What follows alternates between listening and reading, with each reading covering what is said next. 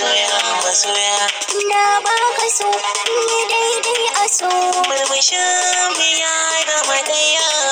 farin ciki na da ki ne kin biya gaida kina rabo gona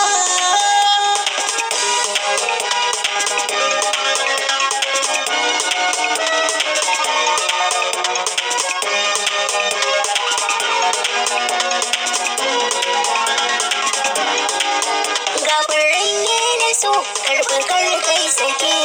ina aure ni da ke na taho ni ne fanaki a rayuwa na zama katanga katanga katanga katanga ka zamo garkuwa